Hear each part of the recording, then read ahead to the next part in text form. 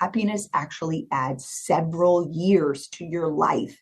This is even more significant because this is the same amount that scientists have said that you add to your life when you quit smoking. Why is this not on a billboard? We hear all about how bad smoking is for you.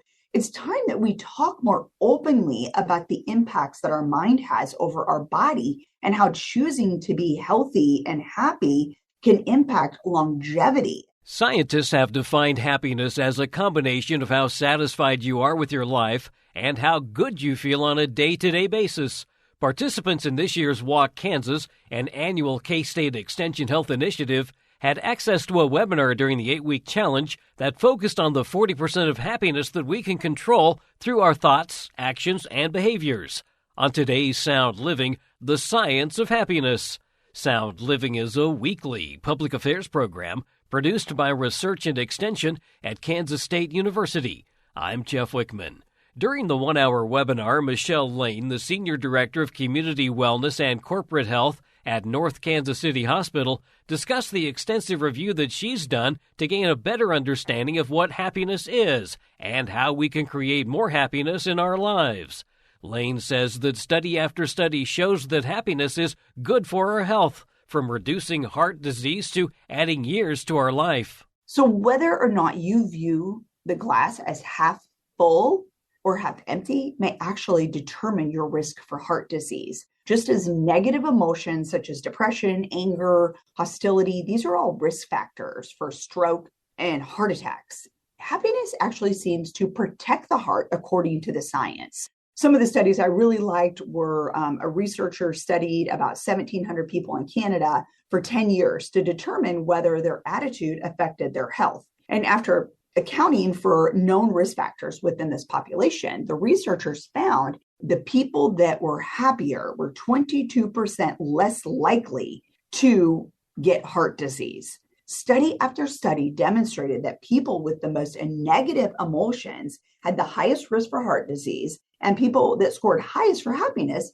had the lowest risk. So Johns Hopkins also had a study where they took a bunch of people with family history for heart disease, and they looked at whether or not they had a positive outlook on life. And those who had a positive outlook were 1/3 less likely to have a heart attack. Over 25 years, they monitored these people than those with a negative outlook. So it also fits with a large body of evidence that shows us that pessimism is a really big risk factor for poor health. When pessimistic people develop age-related illnesses like cancer or heart disease, that illness tends to progress faster in the research for people who are more cynical or hostile or negative thinking. Happy people are also less likely to get sick because the brain is directly wired to our immune system. Portions of our nervous system connect with our thymus and our bone marrow, which make our response systems that we have, our immune response systems in our body. So in a study that was done post-COVID, 950 volunteers were asked to be exposed to the cold virus. Their participants were surveyed and monitored for 2 weeks up to this certain situation. And they had to report things like feeling energetic or pleased with their life. And for 2 weeks before, then they were exposed to the virus. And those that reported more positive emotions were less likely to get this cold when they were swabbed with the actual cold virus. So they interviewed them for 2 weeks. They came in, literally stuck the flu virus up their nose, put it on the glasses, put it in their mouths. And the people that were more optimistic and reported feeling more energetic leading up to this experiment were less likely to get sick. And then lastly, I found over 30 studies that found that happiness actually adds several years to your life. This is even more significant because this is the same amount that scientists have said that you add to your life when you quit smoking. Why is this not on a billboard? We hear all about how bad smoking is for you. It's time that we talk more openly about the impacts that our mind has over our body and how choosing to be healthy and happy can impact longevity. I mean, your mental health matters so much, just as much as quitting smoking. So think about that. Lane also discussed the set point theory of happiness, which suggests that people are hardwired to maintain a similar level of happiness throughout their lives, despite their life events. She says there are 4 things we can do to increase our set point for happiness. I loved the research within all of this because remember, this was, almost 400 research studies, more books than I can count. And these are things that had to show up at least 30 times in the research in order for me to talk about it, these 4 things. So one of the research studies that I loved was an impressive study done by the Harvard Study of Adult Development. And this was a study that tracked lives for 1,000 men initially for over 90 years. And this study is actually still going on. This is the longest study of adult life that has ever taken place out of Harvard Medical School. It began in the Great Depression, and actually JFK was one of the original subjects in this study at Harvard. So investigators took 2 groups of men, half were Harvard students and the other half were the poorest of the poor. They didn't even have running water. And they surveyed these 2 groups every 2 years across their lifespan. Now they're studying their spouses and their descendants, their grandchildren to this point.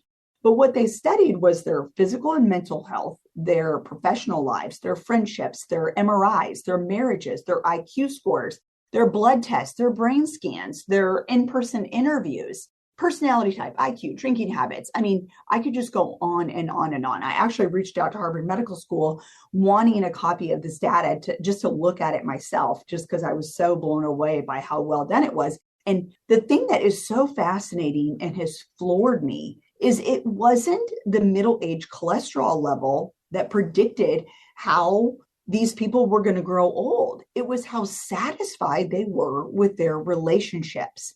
The people most satisfied with their relationships at age 50 were the healthiest at age 80. Not my blood pressure, not my cholesterol. It's how happy I am, my relationships that I have with people. And it actually bodes well with the other body of research that's coming out about through National Geographic, the blue zones. I don't know if you guys have seen the documentary on this, but what they did is there are populations of centenarians, people that live to be over 100 years old, pockets around the world. And what National Geographic did is they went and they studied these pockets of people and they said, what similarities do all these groups have in common, and what could be things that would be beneficial to, do in our own lives in order to live a long, healthy life?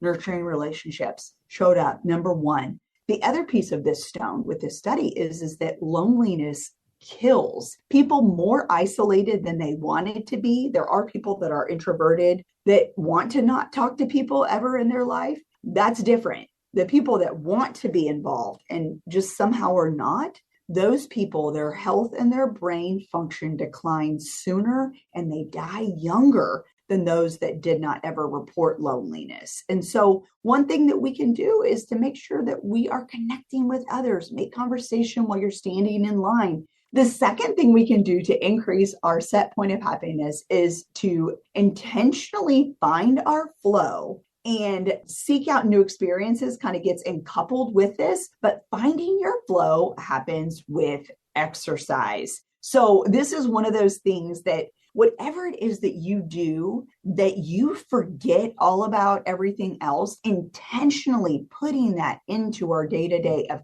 how we are going to find happiness this day. And exercising is one of the biggest ways that we can increase our set point of happiness. Flow and exercise. We know that these are important things, but they're easily discarded, but we need to make them a priority. So whether you're a gamer and you find flow by losing yourself in a video game with somebody across the country, or you love fishing, or you love quilting, anything that helps you find your flow. This is why going and doing things like a new experience, like throwing axes or doing a mystery dinner date or a scavenger hunt or something like that, can also help us find our flow, because you're focused on this new experience. And so you quit worrying about all of these other things like taxes and the fact that I need an HVAC person to come out and check out my air conditioner and all of those other things, right? So this body of research was absolutely fascinating and probably not new news to most of you. But what is new news is how you need to incorporate this every day. Just like you tell yourself, I'm going to set the chicken out and I'm going to, blah, blah, blah. It is, how am I going to find flow every day? Now, the third thing, and this is my most favorite, I love the research related to happiness in this, is that we actually get more happiness from helping others and doing nice things for other people than for ourselves. It's simply part of our nature to be altruistic and compassionate. And I love these studies. They were done with toddlers, some of them, and they were video studies. And the researcher would drop something or have their hands all full and was trying to open a doorknob. And that little toddler would just jump up with no prompting and pick up the thing that the researcher had dropped or try to open the door. And, it's tempting to think that happiness is like this huge, lofty goal that requires this giant change. But it's not. These are habits. These are just changing your habits. And according to research, it's just so much simpler and just these small actions that can have significant impacts on your happiness. And so just doing things to help other people can help you. It's this compounded wonderfulness and just changing this framework, the film that is over my eyes, and just looking for people doing cool things has just been absolutely transformational. And the evidence shows it. And being intentional about it makes you feel good about yourself. It makes you feel pride for yourself, but it also gives you those feel-good hormones. So look for opportunities to be able to just minutely help another person, compliment them sincerely. If you see somebody with a new hair color, a new style, or they've worn a different shirt with like maybe a collar, so helping other people is one of the ways that we can increase our set point of happiness. And so take that and run with it, people. There are so many opportunities. And then the last behavior that I want to talk about that it can increase your set point of happiness is gratitude. Being grateful for what you have, it enlarges our prefrontal cortex over time. This is the magical button. Gratitude across the board, research hands down. If you follow Brene Brown, Gretchen Rubin, there are so many books on this, but it is foundational in science that just doing a couple things to express gratitude can help you increase your set point of happiness. So some of the people I loved and some of the things they did that showed up as a positive impact in science is Gretchen Rubin. She's actually a Kansas City girl. She went to Pembroke Hill here in Kansas City, and she wrote a couple books about happiness. And she found that if you write something down one time a week for 6 weeks, it can increase your exercise amount that you do. It can increase your happiness, and it can increase your sleep. Just writing, that's 6 times. Writing down something one time for 6 weeks, okay? And then Brene Brown, this gal is a social scientist who is brilliant, and she has studied so many things, but one of the things that she talks about is the capacity for real joy. And she said in 2 of her books and in one of her podcasts that a single person with the capacity to experience real joy has to actively practice gratitude. And so those two are just linked together in her science. Being grateful for what you have can be one of the most important things you can do. So journaling did show up in the research too, when it's kind of a side piece of this gratitude thing. It does help you identify some of your negative patterns maybe. And so if you can get a good discipline about it, that's really where you get your most bang for the buck. And so, our happiness is absolutely in our control, in our thoughts and our actions and our internal, our external communication. It's all dictated through us and our happiness. And so we want to make sure that we work on nurturing relationships, finding our flow, helping other people, and being grateful. I like to think of emotions as being contagious, just like a virus, right? We tend to affect other people around us. Happy people tend to lift the mood for everybody else around us. Unhappy people can bring us down. So hopefully we can all lift the moods of those around us. That's Michelle Lane, the Senior Director of Community Wellness and Corporate Health at North Kansas City Hospital, discussing the science of happiness. Walk Kansas, which continues through May 25th, will also be presenting webinars on taking care of our feet and also shifting our habits to make tiny habits count.